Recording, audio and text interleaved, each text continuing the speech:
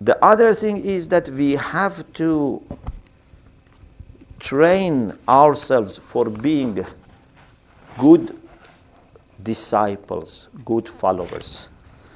This is my last point. Nowadays, many people have courses on leadership. I am not against it. But I say the way I understand is that you don't need to be trained as leader. You have to be trained as follower. Good followers become next leaders.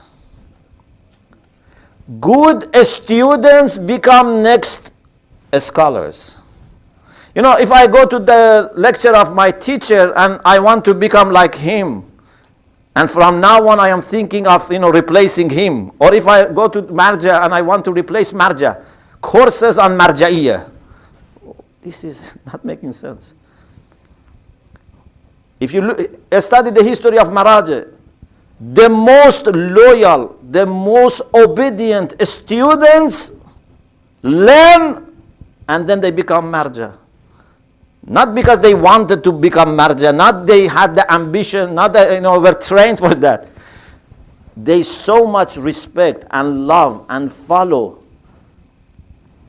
the Marja, they become like. If you look at, for example, Amirul Mu'minin alayhi salam.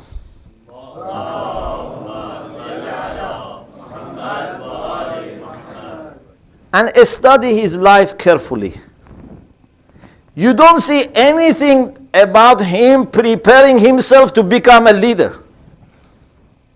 You see just a person who is 100% obedient to Rasulullah. Just trying to be available. What Rasulullah wants, he is there. This person who is selfless then can succeed Rasulullah. But if someone who is ambitious and is thinking of leadership, I have lost all the skills and all the, I have been trained to become leader of this. I'm not against these courses because sometimes we need on a small level. I'm not against it, but I'm saying why we don't have courses and training to be good followers. Good muqallid. Unfortunately, we don't know how to be a good muqallid. We expect from Maraj, are we good muqallid? Are we good students? Are we good listeners when we come to masjid? We have to learn all these things. A community needs one leader, but needs hundreds of followers. We are only fighting on who is the leader. And I believe leaders don't come from heaven as leaders. They are not born as leaders. It is us that we make leaders. If we put our trust in someone and follow him, then sooner or later we would have a good leader. We can replace him. But if any person who takes leadership, we question him, we attack him, we condemn him, no one is going to become leader. Any good leader, you must see that he had good followers. Otherwise, he would not have become leader.